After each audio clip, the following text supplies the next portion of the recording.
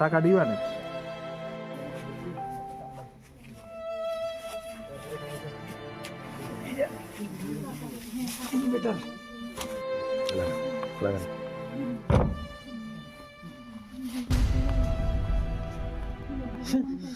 আপনার নাম?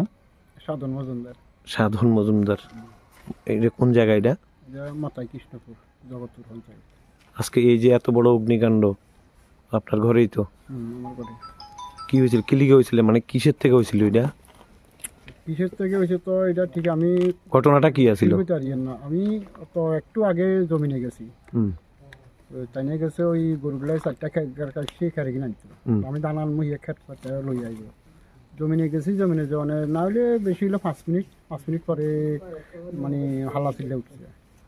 মানে ঘরের মধ্যে হঠাৎ করে ঘরে আগুন লাগছে, তখন আমার বিশ্বাস হল না। আমি যে অর্ধেক আছি তখনও বিশ্বাস হল না ঘরে আগুন কিলে লাগবে, কেমনে লাগবে। আশেপাশে কোনো রান্নাঘর কিংবা রান্নাঘর টোরে আমার কাছে কিনারে কিছু না। আমি একটু আগে চাটা খাইছি যাওয়ানোর আগে।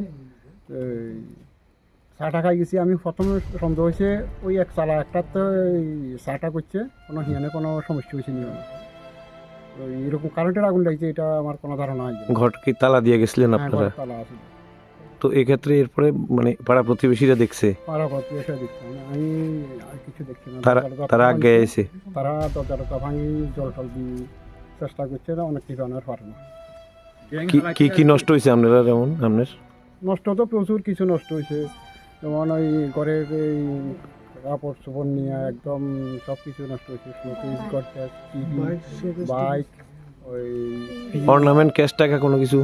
ক্যাশ টাকা হয়েছে 30-35 হাজার টাকা হয়েছে টোটাল, গ্রুপের টাকা সহ। আচ্ছা, ঘরে কিছু টাকা আসলে আর কিছু গ্রুপের টাকা আসলে।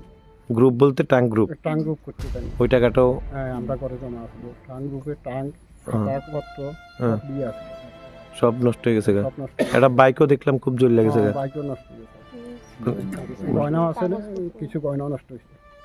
মানে মোট কথা সব শেষ, পুরাই নষ্ট। এখন রাত্রেবেলা না কিছু না, আমার কাছে শুধু একটা গামছা আছে, আর কিছু নেই।